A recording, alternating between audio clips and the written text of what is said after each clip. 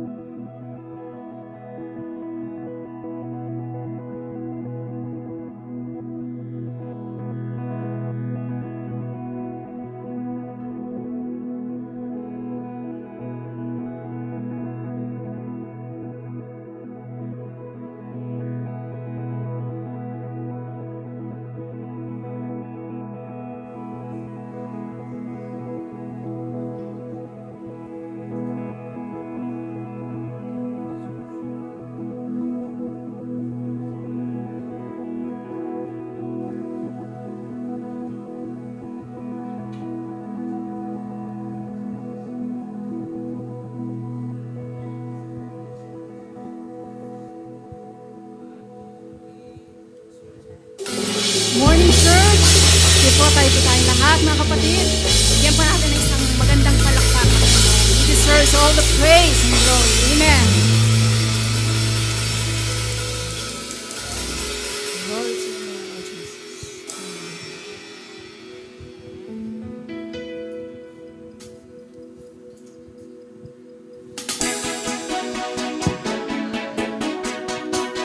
Sige po, let's clap our hands to the Lord. Amen. Amin tayo, mga kapatid, ha?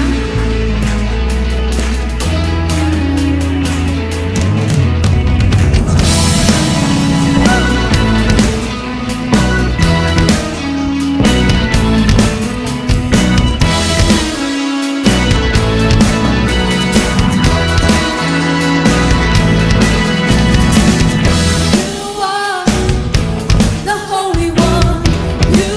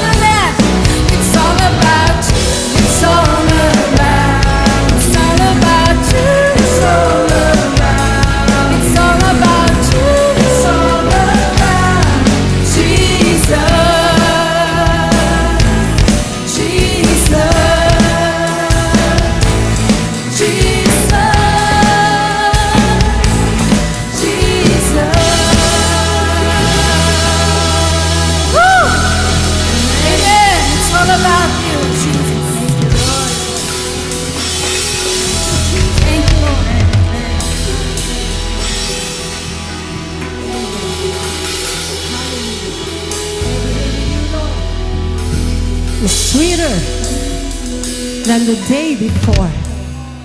Yes, it's sweeter than the day before. Amen.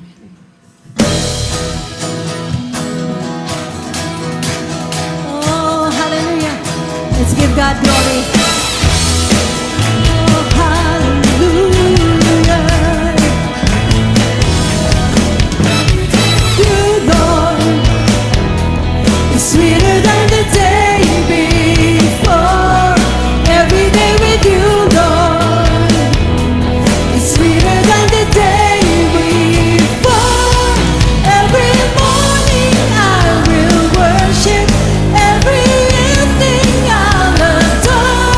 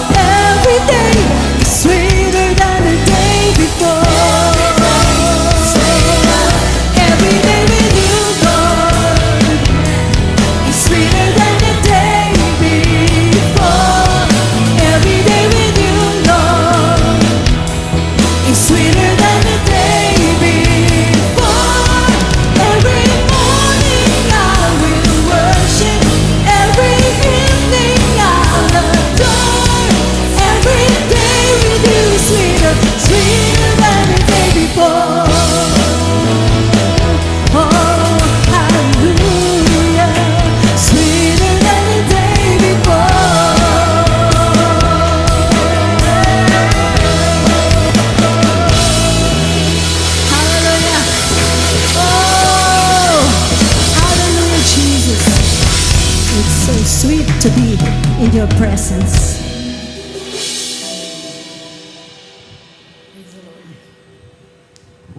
Tunay ba mga kapatid na tumatamis ang pag-ibig ng ating Panginoon sa ating mga buhay? Parang, amen. Ang hina eh. Amen. Di ba? Napakasarap. Napakasarap damhin ang pag-ibig ng Panginoon. Amen. Every day is sweeter than the days before. Praise God. Bago po tayo umawit mga kapatid, let me quote the verse, sabi po ay sa Psalms 91, chapter 91, verse 1 and 2. He that dwelleth in the secret place of the Most High shall abide under the shadow of the Almighty. I will say of the Lord, He is my refuge and my fortress. My God, in Him will I trust. Praise God. Let's trust the Lord, mga kapatid. Sa lahat po ng ating mga alalahanin, lahat ng ating mga prayers, mga kapatid, plans and future hopes, let's trust the Lord. Amen. Hallelujah.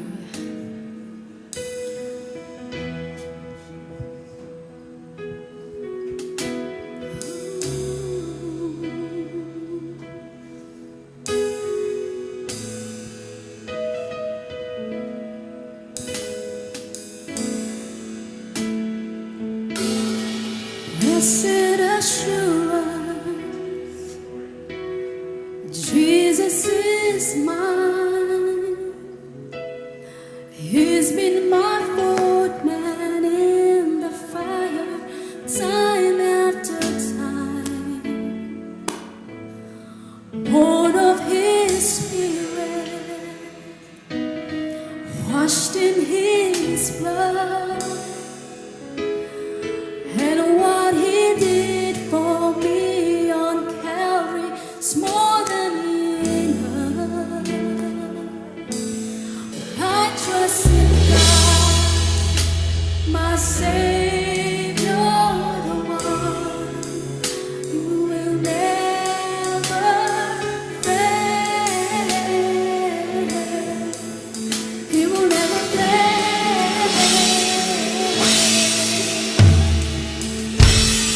For perfect submission,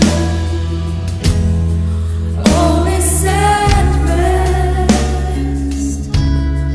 I know the author of tomorrow has ordered my steps. So this is my story, and this is my song. Woo! Praising my risen King.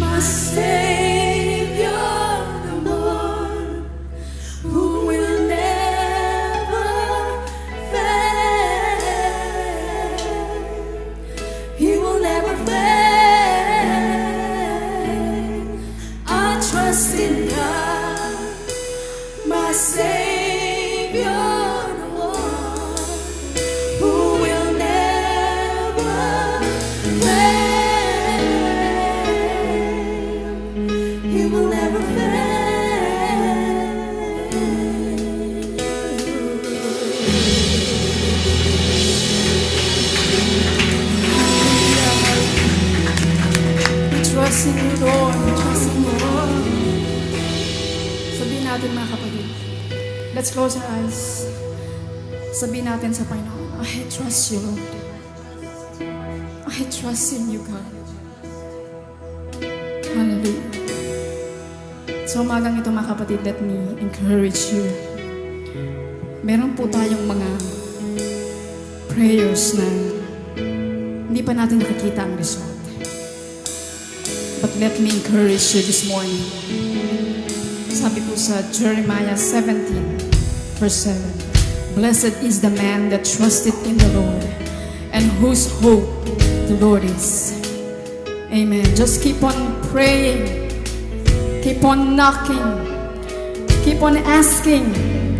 And keep on trusting the Lord. Hallelujah.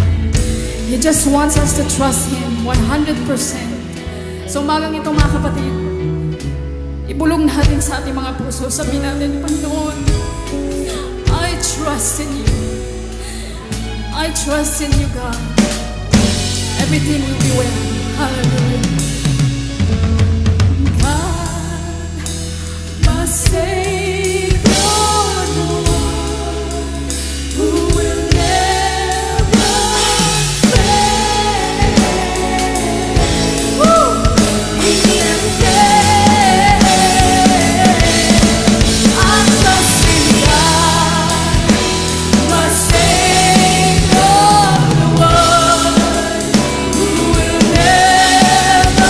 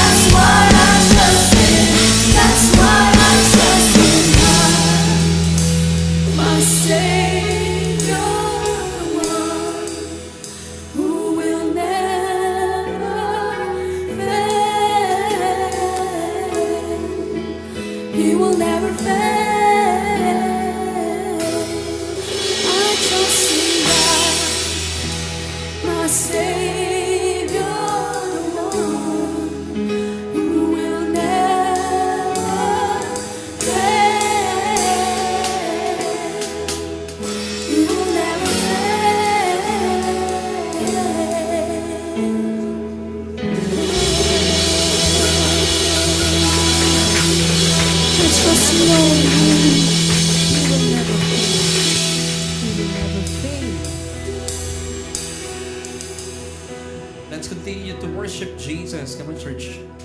Palapahan natin ang Panginoon, for He is so good. Amen. Amen. Come on, church. Hallelujah. Oh, thank you, Jesus. We trust in Lord. He will never fail us. Can you sing it one more time? And then let's close our eyes. Sabihin natin sa Panginoon, Lord, even though we do not understand, but we trust you. Amen. I trust in God, my Savior, the one who will never fail. He will never fail. He will never fail. One last time. I trust in God, my Savior, the one who will never fail. He will never fail. Amen. Alam niyo po mga kapatid, ito mga huling araw ay nabalitaan natin ang mga balitang mahirap tanggapin ng ating mga puso. Lalo tigit ang may kinalaman po yung mga kabataan natin. And I pray na through this church, gamitin po ng Panginoon na ating pananambahan. Na ibaling po natin ating mga minamahal na mga anak kay Kristo. Kasi pangkaraniwan po ang paniniwala ng mga Pilipino na ang kabataan ang pag-asa ng bayan. Pero hindi po totoo yun. Ang pag-asa po, even po ng mga kabataan, si Kristo lang. Tulungan po natin ang bawat Pilipino na ituon ang kanilang mga mata sa Panginoon. Kaya po maraming mga Pilipino nag-aaway-away sa Kanya because we rely on ourselves and even sa mga politiko. Pero sabi po ng song na ating kinanta, when you trust in the Lord, He will never fail you. Mga pangako po ng mga politiko, ng mga tao, kung aasa tayo kung kani-kanino, that's doomed to fail. Pero kapag tayo po, inilagak natin ang pagtitiwala natin sa Panginoon, He will never fail us. Because He is the same yesterday, today, and forever. Na bakit po natin mapapanghahawakan ng Panginoon? I would like to challenge you today, this morning. Kung meron lang pong may mga karamdaman sa ngayon, samahan niyo po kami. Let's put our trust in what Jesus has done on the cross. Ito pong tinapay na ito sa mga nanonood online, I would like to challenge you. Samahan niyo po kami. And put your faith unto Jesus and His finished work on the cross. Ano man pong sakit meron kayo sa ngayon. Huwag niyo po ilalagay yung pananampalataya niyo kung kani-kanino. Lagyan natin sa Panginoon at sa Kanyang mga tinapos na gawa sa krus ng Kalbaryo. And then, balikan niyo po ako. At ako po'y confident, by the grace of God, sulatan niyo po kami. At makikita niyo po na kayo po ay pinagaling na ng Panginoon. Now, ito pong tinapay na ito, especially sa mga nanonood sa atin and even po dito sa church na may karamdaman, you have to believe that 2,000 years ago, lahat po na ating mga sakit at karamdaman ay binata. Hindi lang niya binata. Inangkin pa niya sa kanyang katawan para maranasan ninyo ang lubusang kalusugan. Is that good news, church? Amen. Lahat ng sakit po ninyo mula ulo hanggang talampakan, inangkin po ng ating Panginoong Hesukristo. Kaya po siya ay nabugbog, nawasak ang kanyang katawan. Pamangkin po natin ang lubusang kalusugan at kagalingan. And that is divine exchange that happened at the cross 2,000 years ago. So habang kinakain po natin ito, huwag na po tayong mag-alala sa ating mga sakit. Because put your faith and confidence in what Jesus has done on the cross. Ibig sabihin, ano pong confidence natin na tayo po ay pinagaling na ng ating Diyos. Ang atin lamang pong responsibility is to believe and receive this healing. And declare that this is the day that the Lord healed me. Sabihin niyo po, this is the day that the Lord healed me. Amen. So sabay-sabihin po natin kainin.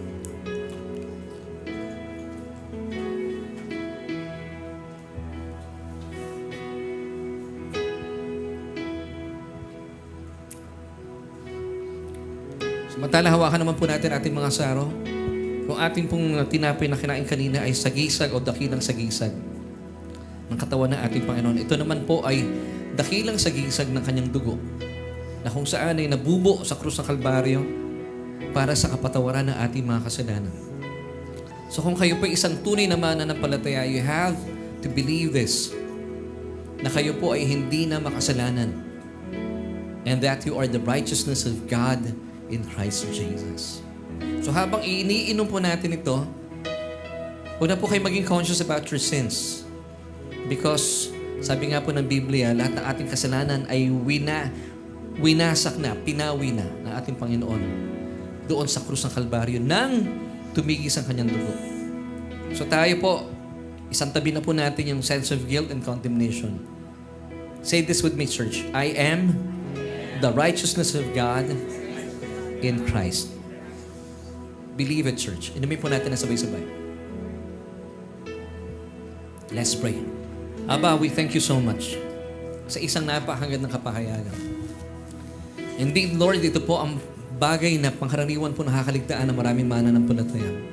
But Lord, sabi mo sa iyong salita, bless the Lord, O my soul, and forget not all His benefits. Na hindi lamang po kami pinatawad sa aming mga kasalanan. We have been forgiven completely. But also, Lord, we thank you na kami po ay pinagaling na sa lahat ng aming mga karamdaman. At Lord, alam ko po, after this communion, after we receive this communion, dadaloy po ang maraming testimony, Lord. And even to those who are watching online, Panginoon, marami po ang hinihipo na ngayon. At inaangkin na po nila ang kagalingan na binigay mo na 2,000 years ago. And we claim it, we receive it. At sabi mo sa iyong salita, forget not all of our benefits. Thank you, Father God, na kami po ay pinatawad sa aming mga kasalanan. Plus, kami rin po ay pinagaling sa aming mga karamdaman. And all of these things were made possible through Jesus and His finished work on the cross. So, thank you, Jesus. And this we pray with thanksgiving. Amen and amen.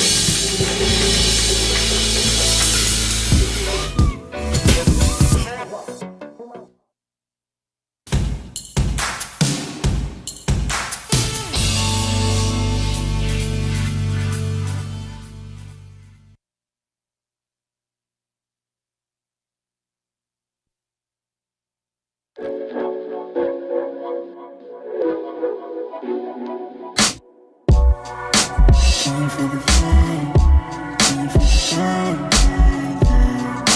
tryna be alive, tryna be alive. Came for the fame, can you be everything? Cause I'm tryna be alive, I'm tryna be alive. Came for the fame, came for the fame, tryna be alive.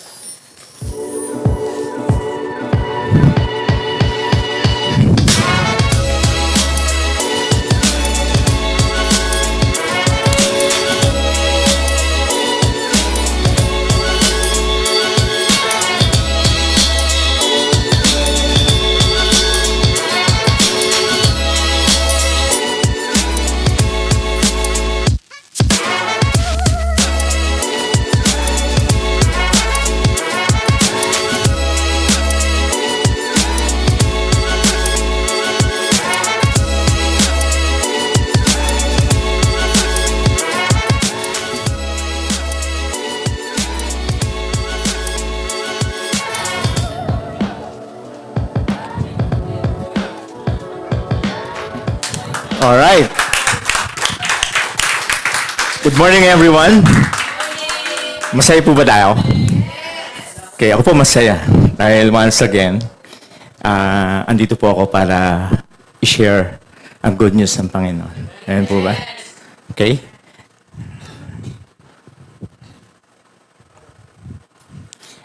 Sige po.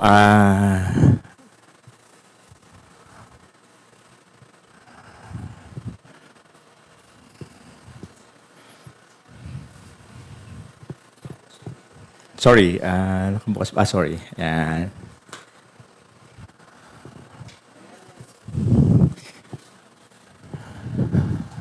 Yung pong ating bakit ba ini-emphasize namin ni Pastor na palagi nating dapat dinideclare that we are the righteousness of God in Christ? Ano po bang importansya nito? Bakit ba parang adik, quote and unquote, si Pastor at si Barry Joel, na lagi nang in-emphasize, dapat lagi natin din-declare, we are the righteousness of God in Christ. Which, today, that would be our topic. Okay? Para naman yung iba naguguluhan, ano bang kahalagan talaga nito sa atin bilang mga anak ng Diyos? Yung statement na yun. Alright? Okay? Sige, habang inayayos po. Sino po ang nasanay na dinideklara yon araw-araw? Pagising sa umaga, bago lumabas ng room, yun kagad ang bukang bibig. Okay? kami po, sa bahay, yun po aming practice. Bago kami lumabas ng room, dineclare kagad po namin, I am the righteousness of God in Christ. Pero, paano ba natin ma-establish ito ngayon? Okay? Kailangan nating malaman yung kahalagahan noon sa buhay natin bilang mga Kristiyano. Right? Ano nangyari? Ayan. So, yan po yung ating tema for the whole year. Okay? And right now, this is our topic. The benefits of your righteousness in Christ. Okay?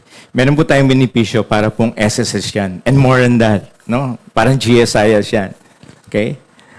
Dahil ang magbibigay ng benefits sa atin, ang ating Panginoong Jesus. Okay? So, may mga pagkakataon, no? Kagaya ngayon, no? Sino po rito pumunta na very eager, very joyful, andun yung anticipation na pagpapalain ako ng Panginoon. Okay? Okay. Na yung mga kapatiran ko ay blessing sa akin. Na sila ay, yung smile nila ay makapagpapalakas sa akin. Okay, lahat po ba tayo ganon? Oh, praise God. Okay. Pero may mga chances din po na may mga time na okay. Gusto mong gumawa, hindi ka makagawa. Okay, galit ka sa kahit yung aso, sinisipa mo. Nakakita ka ng traffic, nasa daan ka, lahat sinisisi mo, pati si BBM. Sinisisi mo. Diba? O kaya yung isang pasaway na driver, biglang sumingit sa'yo, driver ka. Naku, pag ikinabutan ko, okay, makakatikim ka sa akin. May mga ganun eh. Okay? So yung mga, ibig sabihin, sa buhay natin, okay, may mga bagay, may mga time na talaga namang kahit anong gawin natin, feeling ba tayo? Feeling wala kang pag-asa. Feeling parang, ganito ba talaga ang buhay ko? May mga ganun eh. Yung pong tinatawag nating death, no? Sa life natin. Okay? Yung death, hindi naman po ibig sabihin na namatay tayo na walang tayo nangihinga. Pero may mga chances po na ganun ang nangyayari sa atin. So, paano ba natin i-increase, okay, yung life of God inside us? Okay. Paano natin i-increase yun? Okay? Na kailangan mas maganda, okay, palaging ang buhay natin, okay, ay yung nasa level na good. Okay? Good vibes lang tayo. Okay? Dahil puno tayo ng pag-asa. Yung level na kahit may mga pasaway sa daan, hindi mo ininda. Kasi alam mo na maaaring may problema sila, inintindi mo sila. At alam mo rin naman sa iyong puso, sa ating damdamin, sa ating isipan, na may mga pagkakataon, okay, na mayroong ganun talaga. Okay? So, bago po tayo dumako doon sa ating question, okay, shall we pray first? Father God, once again, aming tatay, alam po namin narito ka, Panginoon, and you're smiling sa bawat isa sa amin. And your blessing, Lord God, is upon us, Lord God, and we receive it, Lord Jesus. Hallelujah. And so as we share the word, O God, alam ko po namin, Panginoon, na yung wisdom mo, yung pagpapala mo, Lord God, ay aming kakamtin. And so be it this today, Lord God, that as we receive your word, Lord, in our hearts, O God, hallelujah, hallelujah, makita namin, Panginoon, yung aming portion, yung aming inheritance, O God, why we are, O God, the righteousness of God in Christ. We thank you. We bless you, Lord God. O God, I pray, Lord God, for your wisdom. Let me be your mouthpiece, Lord God, today. Hallelujah. Upang mabless ko, Lord. Mabless mo sila through me, Panginoon. Hallelujah. Even yung aming mga kapatiran na nanonood sa amin today. Salamat ng marami. Puring katulatiin sa pangalan ng Jesus. Amen. Okay. Dumako tayo sa question natin. Ayan. How does Christian life operate? Okay. Paano ba nag-ooperate ang Christian life natin? Kasi alam naman natin, no, si Pastor nag-start sa June, okay, na it's all about the Christian life. Ayan. Kaya paano ba ito nag-ooperate? So, ibig sabihin, merong sistema. Okay? Paano mag-ooperate ang ating Christian life? Okay? Kaya nasabi ko kanina, no, may mga pagkakataon na nagdi-decrease kasi. Okay? O bumababa yung level, okay, nung ating sabihin natin emosyon, yung ating spiritual understanding. Okay, bakit ba nangyayari yon? And para sa ating lahat, meron talagang pagkakataon na ganoon. Lalo na kung tayo po ay hindi aware, okay, doon sa mga nangyayari sa paligid natin. At hindi natin naunahan, no, na yung ating portion, yung ating inheritance, hindi natin na-claim kaagad. Okay? When we open our eyes, okay, from our sleep. Okay? Mag-start po tayo. Ito yung foundation-based verse natin. The thief does not come except to steal and to kill and to destroy. I have come that they may have life and that they may have it more abundantly. Napakaganda nito, no? Isa-isahin po natin, no? Sabi ng verse na to, si Jesus Christ, alam naman natin siya nag-speak nito. Sabi niya, tatlo lang naman yung purpose ng kaaway. Everyday to, sa totoo lang. Hindi siya 24/7 ang kaaway natin. Okay? Nakatingin palagi sa atin. Okay? Seeking for a time na madibor niya tayo. Okay? Sabi niya, to steal and to kill and to destroy. Okay?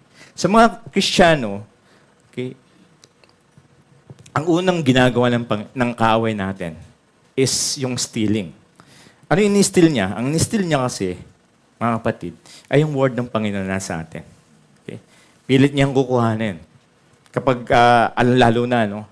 Ito pong isang technique or isang lihim, no? Na dapat nating maintindihan. Okay?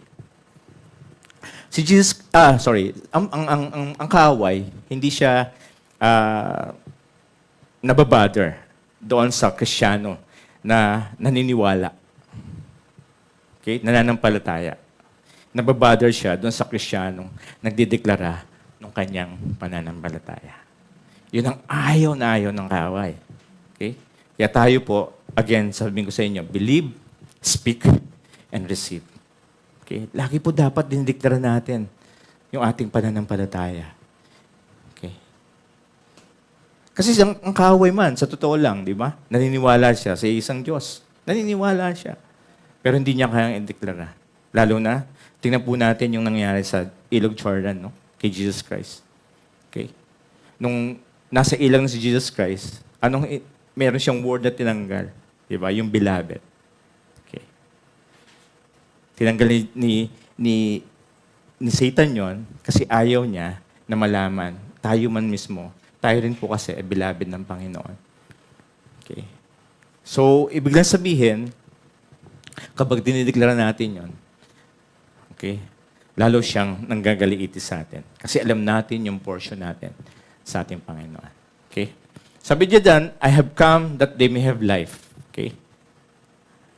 Si Jesus Christ, pumunta sa atin. Okay? Hindi kung ano man ang ibigay niya. Okay? Hindi niya sinabing, I have come to give you rules. Di ba? I have come to give you what? Commandments. Okay? Pero ang sinabi niya dyan, I have come that may have life. Mga kapatid. Life. Okay? Si Jesus Christ ang author ng life. Ang Panginoon ang author ng life. At sabi pa niya yan, that they may have it more abundantly. Okay? Di ba ang ganda? Okay? So, ibig na sabihin, pupunta ang Panginoon sa atin to give us life. Okay? Sa atin po kasi sa ating mga Kristiyano, okay, nakakilala tayo sa Panginoon. Andun na yung pag-grow natin. Okay? From level 1 ng faith hanggang sa ngayon, we're growing. Okay? Ganun po ang ating situation ngayon. We're keep on growing. Okay? Hindi po tayo nag-stale. Wala pong plain, yung graph natin, dapat nag-stay, nag-grow. Okay? So, ang ating mong Panginoon, okay, meron siyang, from baby Christian, nag-grow po tayo palagi. Araw-araw yan. Okay? Hindi po tayo tumitigil ng grow. Okay? At doon sa growth natin, nakikita yung maturity, nakikita yung fruits of the Holy Spirit, and the gifts of the Holy Spirit. Okay? this is truth to think about. Sabi diyan, life is not static. It is dynamic. Ano po yung sabihin nun? So pag sinabi mong static, talagang wala na, hindi na gumagalaw, di ba? Yung static energy, kagaya niyan, ang in-spend nyo po ngayon ay static energy kasi lahat kayo naka-rest. Okay? Pag kagaya ko, para kung sumasayaw, okay, dynamic yon. So ang life natin, okay, hindi ibig sabihin na itong buhay mo ngayon, mag-stay ka doon. Okay, it's dynamic. Yun po yung ang will ng Panginoon sa atin, ang goal ng Panginoon sa atin is to what? Enjoy our life every day. Sabi nga po kanina ng kanta, ang ganda po, no? Sabi niyan, every day, what? With you, Lord, is sweeter than before. Okay, di ba? So, kung yung buhay natin ngayon, dapat ang natin, nakikita natin, mas maganda ang buhay ko kaysa kahapon. Di ba? Ang daming dapat pagpasalamat. May problema, yes, of course. Pero, ang sabi ng Lord, I have given you life and have it more abundantly. Okay? Sabay-sabay nga po tayo, life is not static. It is dynamic. Okay? Tandaan po natin yan. Hindi po tayo nabubuhay ng the same lamang. Araw-araw, ito na lang ang buhay mo. Lalo na, ikaw ay anak ng Diyos. Okay? Hindi po ito lamang ang buhay natin. Psalms 23 verse 4, sabi dyan, yeah, though I walk through the valley of the shadows of death, I will fear no evil, for you are with me, your rod and your staff, they comfort me. Ano po sabi dyan? Walk. Okay? We're just passing by. Okay? Kaya hindi tayo nababalaho doon sa valley of the shadow of death. Okay? Tayo po ay dumadaan lamang. At sa pagdaan natin doon, hindi po tayo nag-iisa palagi. Kasama po natin ang ating Panginoon. Okay? So, your rod and your staff, they comfort me. He is our good shepherd. Okay?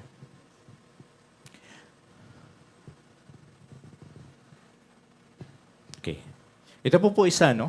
Sa buhay natin, yung benefits ng righteousness, paano mag-operate ang life. Okay? So, sabi nga po natin, nag-grow yan from day to day. Okay?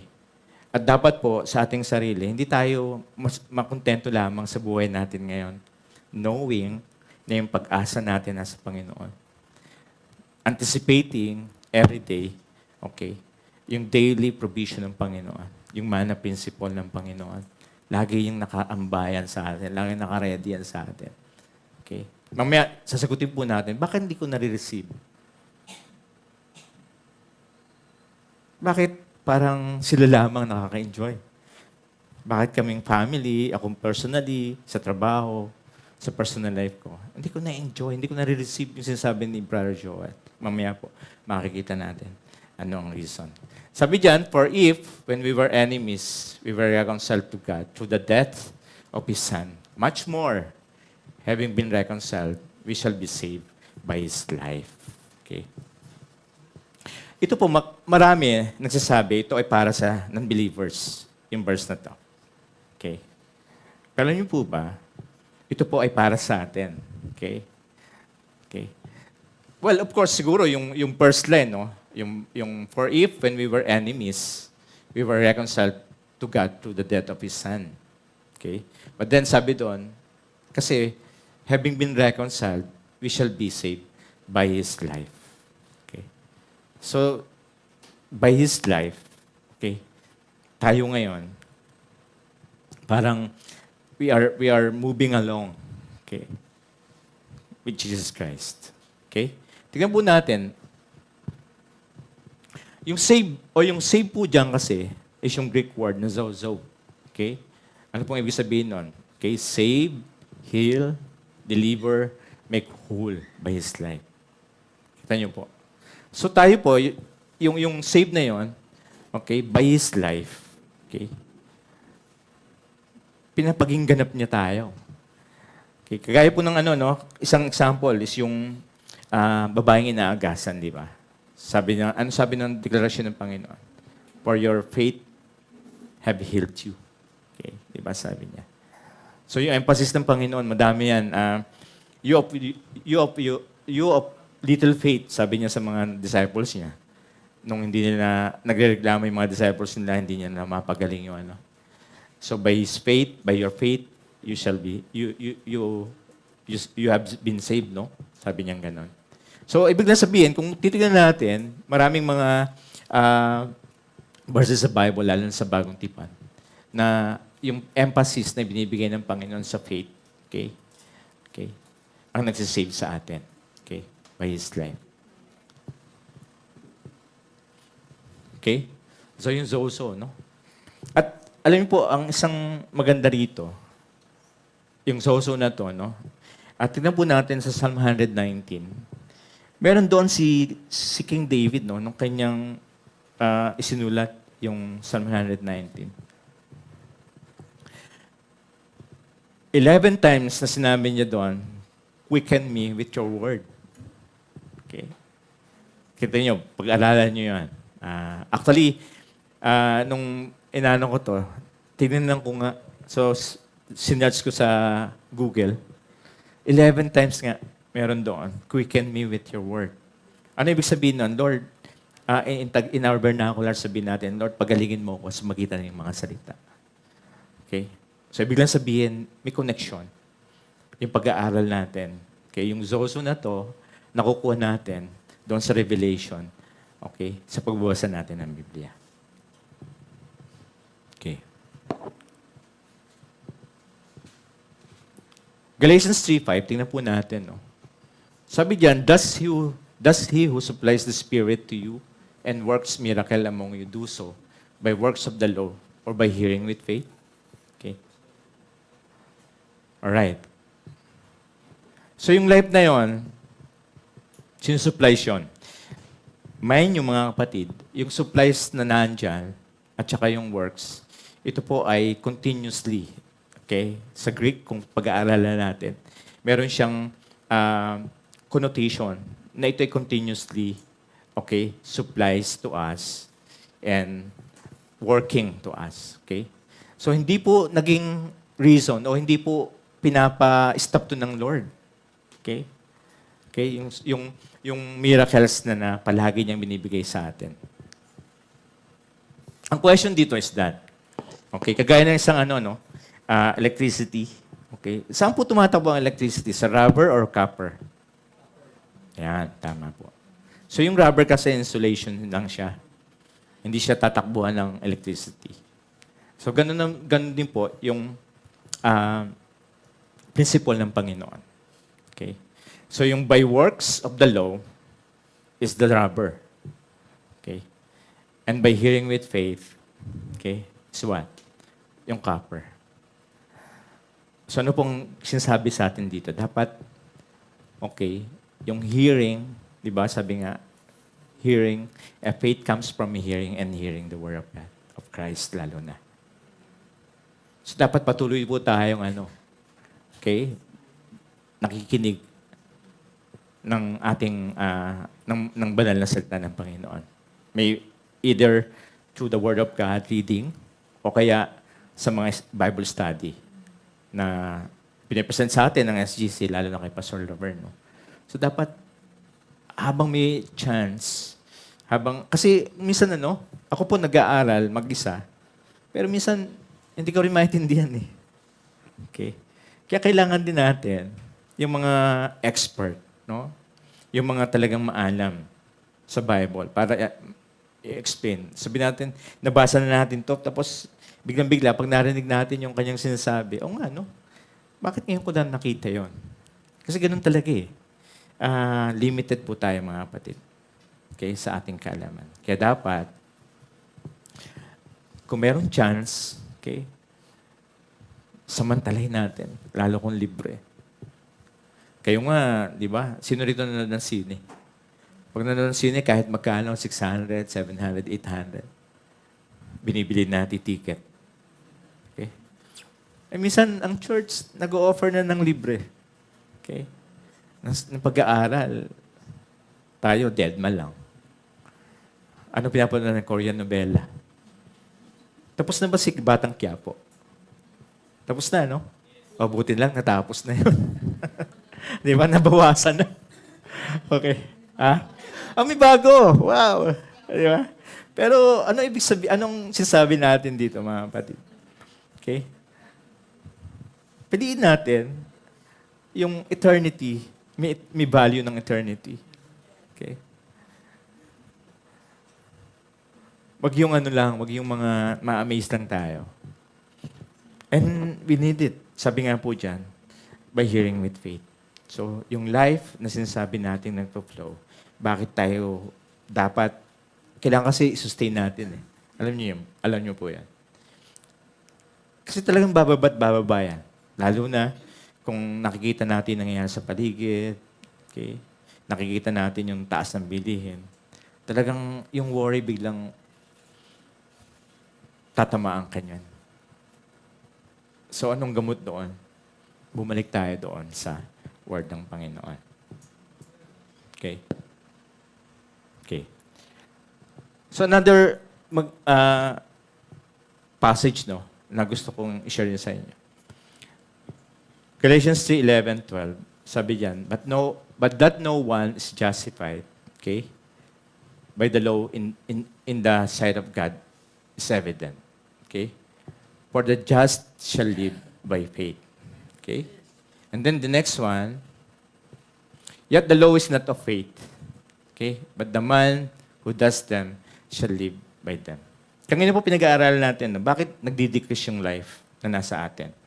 Bakit yung death dumadating sa atin? Biglang nawawala tayo sa mood, dumulong ko tayo, nawawalan tayo ng pag-asa. Yun po yung mga death na sinasabi natin. So bakit siya nawawala? Okay?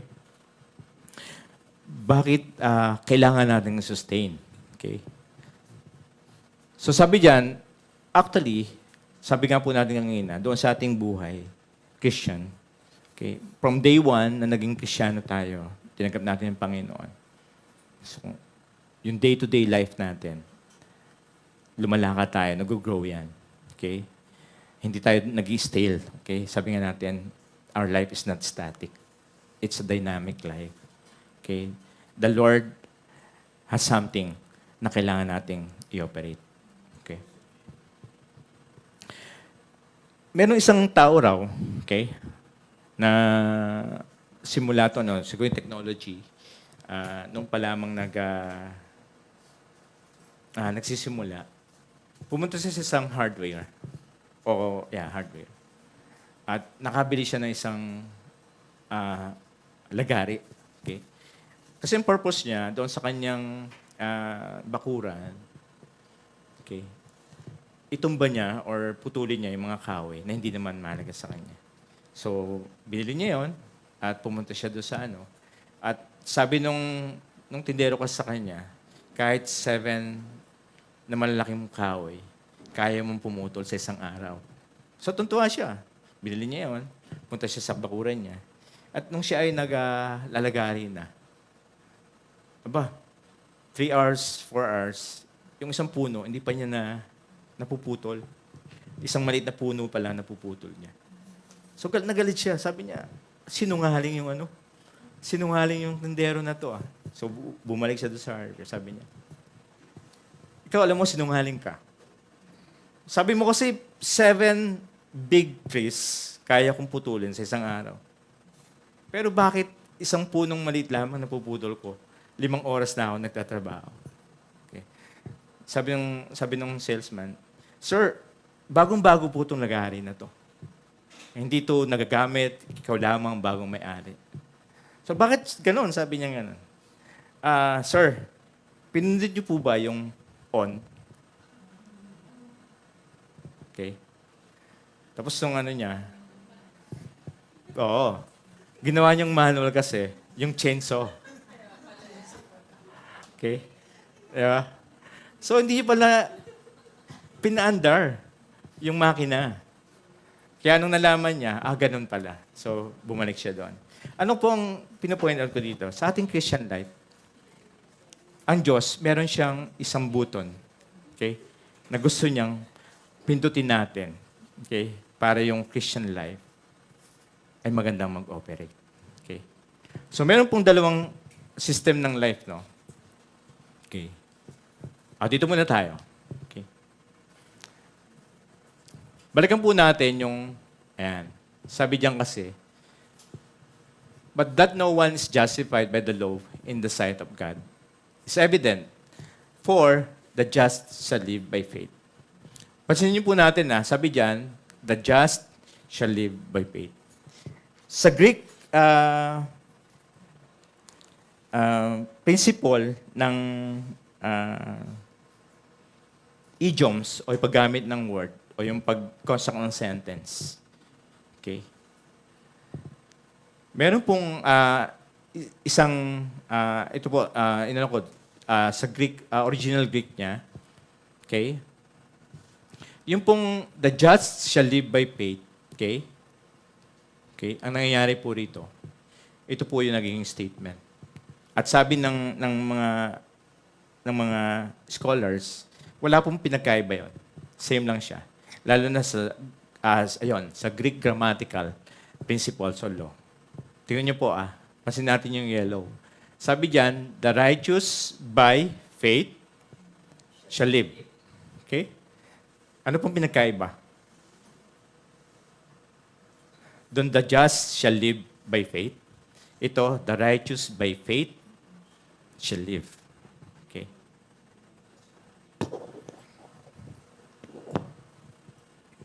Ano pinagkaiba? Tingnan niyo po. Sabi diyan, yung righteous by faith, okay, shall live. Tayo po yun. Okay? Tayo yung mga kailangan ma-establish tayo doon sa katotohanan na yung righteousness natin is not by our doing. It's not by our skills or intelligence or whatsoever. But yung righteousness natin is by faith sa ating Panginoon. Nakuha niyo po? Kasi yung mga tingin niyo po sa akin parang, ano ibig sabihin nito? Okay? Pag tayo po na-establish doon sa ang righteousness natin ay by faith, okay? Automatic po na tayo po ay mabubuhay ng masagana at dadamin natin yung promise ng Panginoon doon po sa John 10:10. Okay? Dahil hindi po tayo, okay, establish po tayo sa katotohanan na ang ating pong buhay, tayo po ay righteous by faith sa Panginoon. Okay? So, meron pong dalawang system ng life. Tingnan po natin. Dumuna po tayo. Ayan. Yun po yung button. Okay? Na sinasabi ko kanina sa inyo. Doon sa chainsaw. Okay? May dalawa po raw system ng life. Una, to believe that we are righteous by faith. At pangalawa po, doon sa Galatians 3:12, sabi po doon, yung the man who does it shall live by faith. Yun po yung pangalawa, to believe that you are righteous by doing. Marami po sa atin na bakit tayo nagbabasa ng Biblia? Bakit tayo nagkukumunyon? Bakit tayo umaatin ng church? Okay. Pare-pares po tayo, nakahalokip-kip. Alright? Kasi nagtatanong. Okay? Kailangan maintindihan po natin, okay, na tayo po ay gumagawa ng mga bagay para po sa ating growth. Dahil na-enjoy natin. Kasi maraming mga Christian pa rin sa ngayon. No? Maaaring hindi sa atin. Pero nag-church sila dahil may gustong makuha sa Panginoon. Nagbabasa sila ng Biblia dahil gusto nilang may makuha sa Panginoon. And eventually, kapag hindi dumating yung kanilang inihiling, ano nangyari? Sarado na yung Bible. At parang sinasabi nila, ayoko na. Kasi hindi naman ako dinig ng Panginoon. O kaya, nagkukumunyon tayo. Kanina, nagkumunyon tayo. No? So, bakit tayo nagkukumunyon? Kasi nihabol natin yung healing. Okay? So, hindi tayo, okay, after, hindi natin na-enjoy yung communion.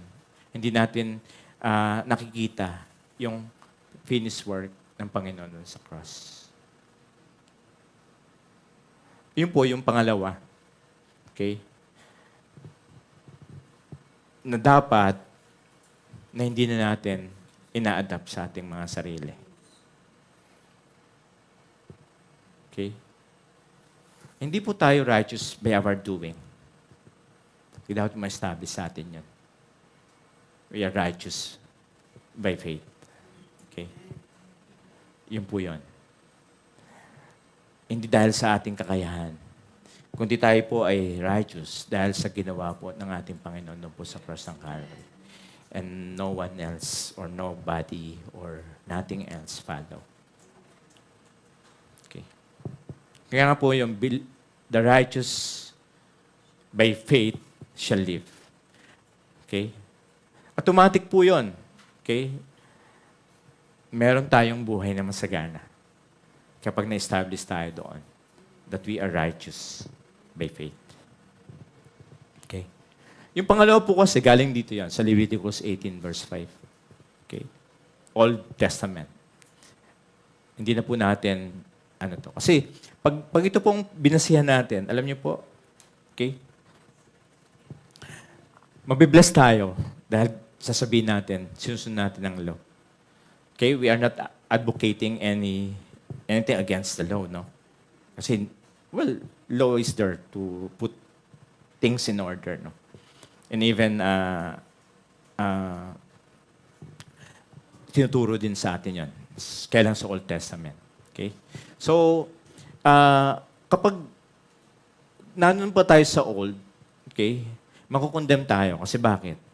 Kapag doon sa 10 Commandments lang, okay, kapag meron tayong ginawang isang sabi natin, Brother Joel, isa lang naman ang hindi ko nasunod.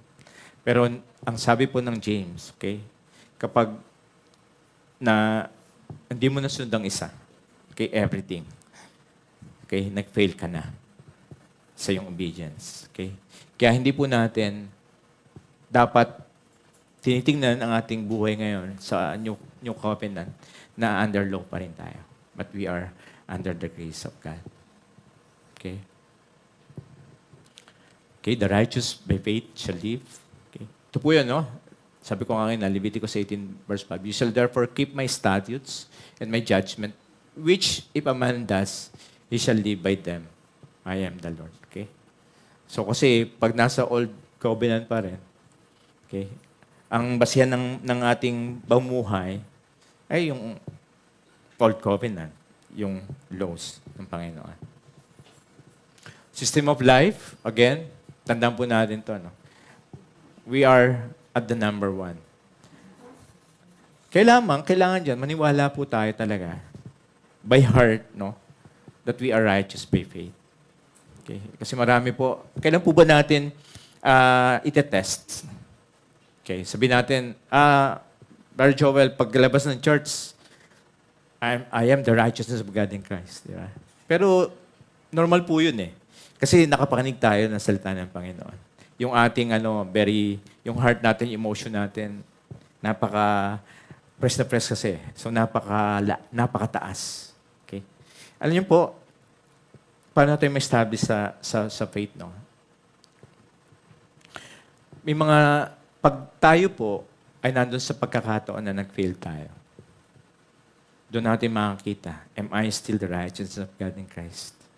Minsan nagda-doubt na tayo eh. Okay? Pero ang sabi sa atin, okay, kailangan maniwala po tayo.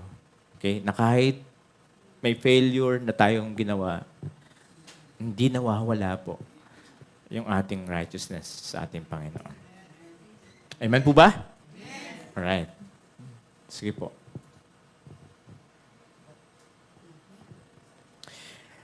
Okay? So sa ating sa ating buhay, okay? Tayo po ay naka-receive ng blessing, no? At yung blessing natin is yung blessing na kay Abraham. Okay? Sabi doon, si Abraham kasi, okay? Naniwala po raw, sabi niya. Okay? Mamaya makikita natin. Pero tingnan natin, no? Tayo po, seed of Abraham. At ang sabi ng Bible, tayo po rin ay may blessing ng galing o kagaya ng kay Abraham. Okay? Dahil sa paniniwala niya, sa pananampalataya niya. Pero question po, ano po ba ang pananampalataya ni Abraham? Bakit siya naging righteous sa harapan ng Panginoon? Bakit siya nakareceive ng blessing? Okay? Maraming sasabi, naniniwala siya sa isang Diyos, kay Yahweh, okay? Kay Elohim. Okay? Yun nga po ba ang reason? Okay?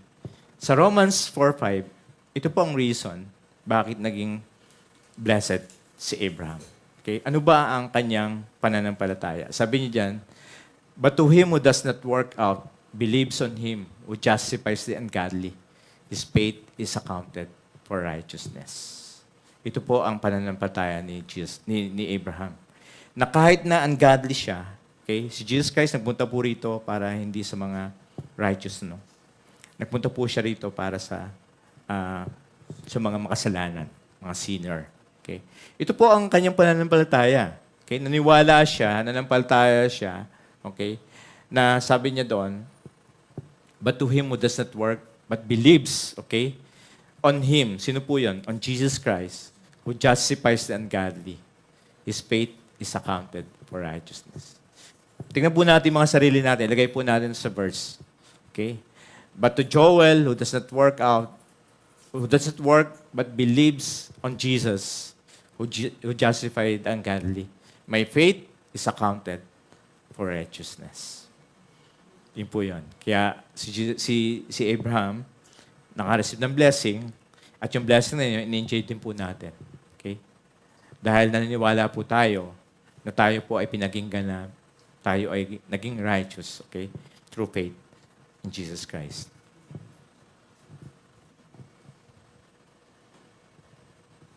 Okay?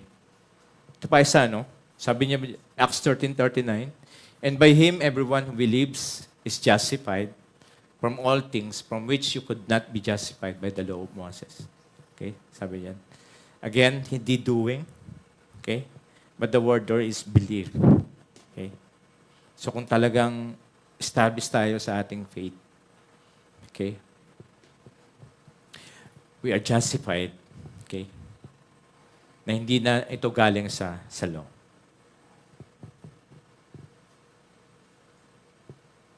Okay. So sa ating pananampalataya, sa ating buhay, okay? Yun nga po, yung life natin, there must be something na binigay sa atin ng Lord, no? Yun nga po, number one, yung system of life to believe that we are righteous by faith. Okay. Romans 5:20, ito po karaniwan, no? Maraming nagtatalo. Pero tingnan po natin sa ating context, no, ng ating buhay. Moreover, the law entered that the offense might abound, but where sin abounded, grace abounded much more. Okay. Isang example po, no? Mag-asawa. Okay? Nag-away sila. Paano yung grace? Pakita natin. Sa simpleng paraan. Okay, nag-away sila, walang kibuan. Okay. So, yung husband, nanood ng TV, yung misis, nasa room, tapos dumating yung chance sa maghapon, wala silang kibuan. Okay.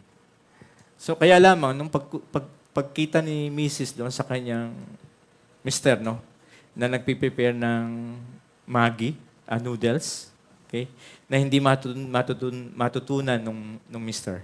Okay? Ano po nangyayari doon sa asawa? Di ba sabi niya, sa isip niya, tulungan ko na nga to, kahit magkagalit sila. Di ba? Tulungan ko na nga to kasi hindi matututo. So, simpleng example, pero nakita po natin, kung may kasalanan yung isa, okay, yung grace ay nag-a-abounds or dumadami. I mean, yung babae, yung misis, nakita niya, kailangan niyang tulungan yung mister kahit magkagalit sila. Kahit may kasalanan yung isa sa kanya. Aagawin niya yung at sasabihin niya, ako na nga magluluto. Pero magkagalit yun. Yeah? So, ganun ang Lord, no? Sa amin, ako po nagluluto ng noodles. Noodles lang. Okay. So, ganun po ang nangyayari sa atin, sa buhay natin, no?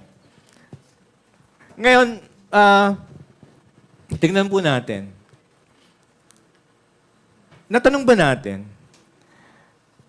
bakit si Jesus Christ, sa gospel, no, nung 12 years old siya, ang declaration ng Bible sa kanya is, He grows from grace and grace, parang ganun. So, yung grace na nasa Lord ay nag-grow. Pero wala siyang kasalanan. Di ba? Hindi siya nagkasala. Natanong niyo po ba yun? Bakit? Sabihin niyo, kasi Diyos siya. Hindi eh. Okay? Kasi nung nasa mundo siya, 100% siyang tao rin. Pero bakit ang deklarasyon ng He grows from grace to grace. Parang, okay? Tingnan po natin, paano yung nag-abound yung grace kay Jesus Christ na matutunan po tayo rito. Okay, tingnan po natin. Okay. Ito po yan. If only sin can cause grace to abound, then how grace abound when Christ walked on earth?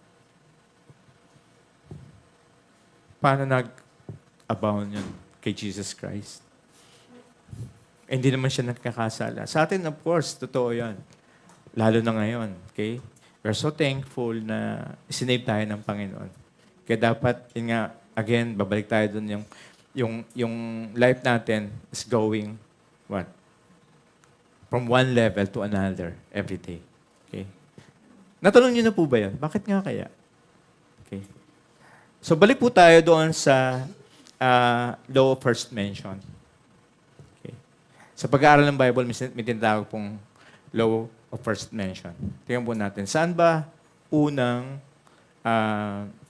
nakita natin yung word na grace sa Old Covenant? Yan po. Genesis 6:8. Okay. So sabi dyan, but Noah found grace in the eyes of the Lord. Okay. Sabi dyan, Noah found grace. Ano po ang katumbas ng Noah sa Hebrew? Yung Noah po is equal to rest. Okay. Marami po na sabi natin sa Mark 6, di ba doon? May mga pagkakataon tayo, mga kapatid, the more na hinahabol natin yung blessing, the more na iniilud tayo nun, di ba? Yung parang, for example, may sakit tayo, hinahabol natin yung healing. Okay? Di ba parang hindi dumating-dating yung healing? Kasi, every moment, maraming beses na ang prayer mo, Lord, kailangan ko ng healing. Okay, sa umaga, sa tanghali, healing. Sa gabi, healing. Wala pong masama doon. Okay? Kaya lang problema doon is that yung mind natin, okay, yun ang nagiging focus na lamang. Na kaya tayo, nagiging conscious tayo na hindi andun pa rin yung symptoms. Okay? So parang sinasabi natin, hindi yata ako dinidig ng Panginoon. Okay? Whereas kung tingnan po natin, para lang po yan, sabi doon, whereas kung tingnan natin, kung hindi po tayo focus doon, okay? Di ba, 2 days after nung panalangin natin, nawawala yung sakit. Dumadating yung blessing. Naayos yung relationship. Okay? Kasi, hindi po tayo nagpo-focus doon sa it, okay? Doon sa healing. Kundi, kailangan ng focus ulit natin yung righteous natin by faith kay Jesus Christ. Para lang po rin sabihin, may isang kwento yung pusa. Yung pusa, galit na galit siya sa buntot niya. Nakakita na po ba ang pusa? Sinapasok may pusa, no? Charmaine. Okay, si Charmaine. Okay. Yung pusa, di ba? Kapag yung niya, yung buntot niya, hinahabol-habol niya, galit na galit siya, di ba? Di ba? Nakita niyo po ba yung pusa, kapag yung tuntua siya o nainis siya sa buntot niya, lagi niyang pinapansin. Okay? Pero pansin niyo pong pusa, pag natutunan niya na hindi niya na pinapansin yung buntot niya, kasi gusto niya, yung buntot niya sumusunod sa kanya. Pero yung pusa, kapag na-realize niya na yung time na hindi niya na pinapansin yun, yung buntot niya sumusunod, okay? Kahit saan niya gusto na. So, ganun din po tayo mga batid sa ating pananampalataya. No? Kapag na-focus tayo doon sa it, okay? Nawawalan po ng saysay. Dapat yung him ang ating habulin. May isang ano po, no, sa 2 Samuel, I think, okay, na every time kasi na ang Israel lumalaban sa giyera, gusto nila yung Ark of the Covenant na andun. Okay? But then may isang instances, may isang story noon with Samuel and yung kanyang mga anak, na kasi kapag nandun yung Ark of Covenant, okay, nananalo sila sa laban. Okay? Kung familiar po kayo doon. Tapos one instance, okay, sabi nila, bring it on the battlefield. Okay. So, ang nangyayari kasi doon, hindi na nila pinahalagahan yung presence ng Panginoon. Ang pinahalagahan na lang nila, yung bagay, which is the Ark of the Covenant. Okay. And sometimes we have to check ourselves. Kapag may mga prayer tayo, huwag nating hanapin yung it. Huwag nating hanapin yung healing. Huwag nating hanapin yung blessing. Ano yun po ang dapat nating hanapin? Si Jesus kasi sinabi lang niya, do not worry, di ba? Sabi niya, for I know everything. Okay? Like the Gentiles, what? He's asking. And do not worry, sabi niya, about tomorrow. Parang ganun. Okay? Pero hindi siya nag-stop doon, mga kapatid. Hindi siya nagsabing, do not worry, huwag kang mag-alala. Pero nasasabi niya, ano ang solusyon? Sabi niya doon, but seek first the kingdom of God and His righteousness. Okay. So, hindi po yun. Si Jesus, nag-grow siya sa grace. Because of what? Nakita niya yung rest. Rest found grace. So, yun po yung tinuturo sa atin ng Panginoon sa umagang ito. Na huwag tayong mag-pursue doon sa mga bagay lamang na binibigay ng ating Panginoon. But unahin natin, okay, yung giver. Unahin natin yung healer. Unahin natin yung provider. Thank you. Di ba ba? Yun ang importante. Kasi sabi niya doon, ano sabi niya? Seek first the kingdom of God and His righteousness. And everything shall be added unto you. Hindi niya sinabing shall be given unto you. Added. Kaya ibig sabihin nasa atin na. Additional na lamang. Kung ano may ibibigay niya sa atin. So, paano natin makukuha yung added na yun o yung mga things na yun? Pursue God. Be established in your faith. The righteous by faith shall live. Doon po sabi doon, shall live. Okay? Ando na yung buhay. Okay, mga kapatid, di ba? Tuhan, Lord. Yung buhay na sa atin na, yung buhay na masagana sa atin na. Ang kailangan lang natin, huwag tayong mag-double-minded na ako ba ay righteous o hindi. Dahil sa ginawa ng Panginoon dun sa cross. Okay? Lahat po tayo. We are the righteousness of God in Christ. Okay? Noah found grace. Si Jesus Christ, nagre-rest kasi sa kanyang tatay. Kaya yung grace. Okay? Tayo man po. Napakasarap manalangin na palagi namin sinasabi, tatay. Okay. Tatay, tatay, tatay. Kasi binibigay niya yung rest. Amen po ba? Amen. Okay. I'm hoping ayaw niya tumakbo. Okay. Ayan. Additional lang po doon, sabi niya sa Galatians 3:8-10. And the scripture foreseeing that God would justify the Gentiles by faith, okay, preached the gospel to Abraham beforehand, saying, in you all the nations shall be blessed. Kasama po tayo doon. Okay? Okay? So then those who are of faith are blessed with believing Abraham. I want you to focus on believing Abraham. Okay? Hindi po sinabi dyan, doing Abraham. Si Abraham na nagtrabaho. Si Abraham na gumawa ng ganito. Si Abraham na unang nag-alay ng kanyang anak. Pero ang sabi po dyan, believing Abraham. So yun po yung ating system of life. We have to believe that we are the righteousness of God in Christ. Kaya nga po, lagi nating dapat dinideklara. Kaya wag po kayong magsasawa o wag nyo kaming pagsasawa na ito na naman po si Kuya Joel. Sasabihin naman niya, I am the righteousness of God in Christ. Wala po akong paki. Dahil yun po talaga ang standing natin sa Lord. Okay.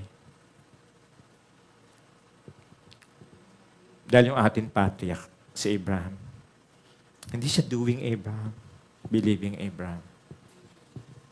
For as many as are of the works of the law are under the curse. For it is written, cursed is everyone who does not continue in all things which are written in the book of law to do them. Okay? Sabi diyan, works of the law. Okay? Ano po yung works of the law? Okay, ito po yung mga ginagawa po natin sa sarili natin. So, i-cast na natin sa Panginoon. Okay? Tayo po, we just rest. Okay? And believe we are the righteousness of God in Christ. So, dito po tayo magtatapos, no? Yung question natin, how does Christian life operate? Okay? Ang system po natin, ano pong system natin? Believe that we are righteous by faith. Tandaan po natin yan. Okay? Yung operation natin buhay. Okay? Ang solusyon natin, ito po. Tandaan po natin ito. The righteous by faith shall live. Amen po ba? Palakapan po natin ang Panginoon. Hallelujah. Salamat po ng marami. Okay.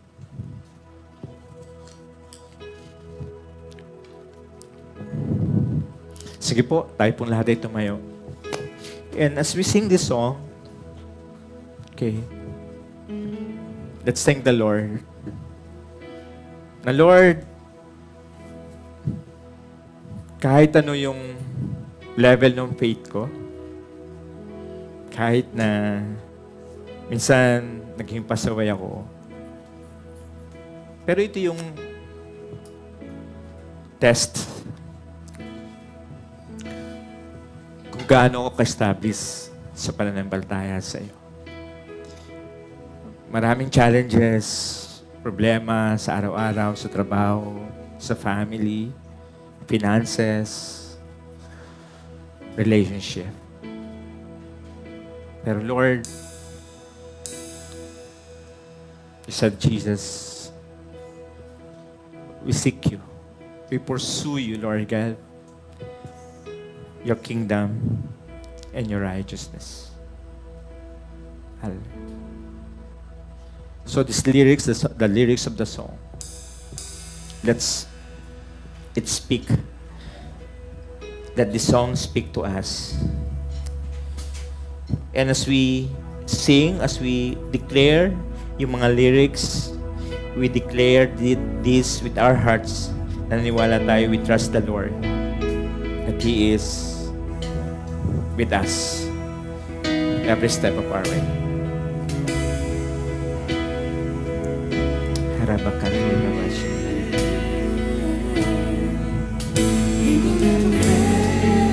Yes, Lord. Say it. My Savior, the one who never fail. He will never fail. I trust in God, my Savior, the one who will never You are not against us, Lord. Hallelujah. Lord, us, Lord. I trust in God, my Savior, the one who will never fail. He will never fail.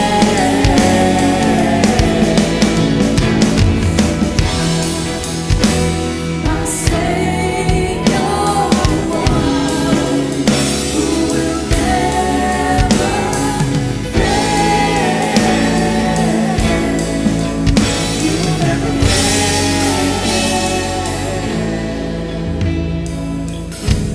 Yes, Lord God.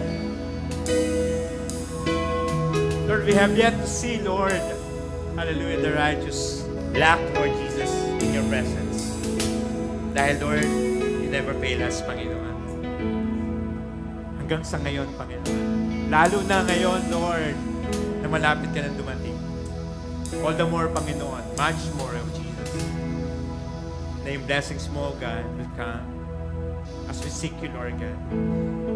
And we even declare, Panginoon, we are all healed, O God. Dahil, Lord Jesus, sa finished work mo sa cross. Salamat ng marami. Pinupuri ka namin ng lahat. And Lord, the righteous by faith shall live. Kami po yun, Panginoon. And we remind ourselves, Lord God, of our situation, of our status, of our standing, Lord God, sa iyong harapan. We receive, Lord God, your blessings. We receive, Lord God, your approval, Panginoon. Oh God. Salamat ng marami sa iyong pag-ibig. Lord, sabi mo nga po, Panginoon, like kay Boaz, Panginoon, you will never stop, you will never rest, O God, until everything is settled. So we decree that, O Jesus, in our life, Lord God. Na lahat, Panginoon, O God, you're working behind the scene. Hindi mo namin makita, pero kami po ay assured, O God, that you will never leave us nor forsake us. Thank you, we bless you. In Jesus' name, palakpan po natin, Panginoon. Amen.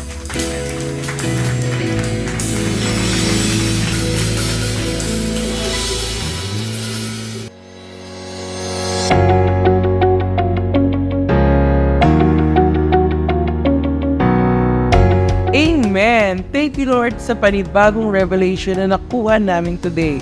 Naku, napakarami kong natutunan. Ikaw ba? Let us know in the chat box kung ano yung mga favorite takeaways mo, ano yung mga nagrema sa'yo from our message for today. Now, let us continue to honor and worship our Lord Jesus Christ by giving our tithes and love offering. But before that, let me remind you guys na ang inyong tithes ay para sa inyong home church. Pero kung kayo ay bago and you considered Solution Grace Church as your home church, here are the ways on how you can give your tithes and love offering. You can see it here on the screen on how you can give. Pwede nyo kunin ang aming account number or kung nasa labas kayo ng Pilipinas, pwede nyo i-scan ang QR code ng aming bank account. Thank you for being a faithful tither and a generous giver. As we give our tithes and offering to the Lord, let me pray for you. Heavenly Father, we thank you that we can give to you. In this form of giving our tithes and offering, we honor and we worship you. We believe that this is not about us, but you alone. And I declare blessings and favors on us today and in the coming days and weeks. In Jesus' mighty name, amen. Thank you for joining us today on our Sunday online worship celebration. My name is Emma, and we hope to see you next week. Keep this in mind.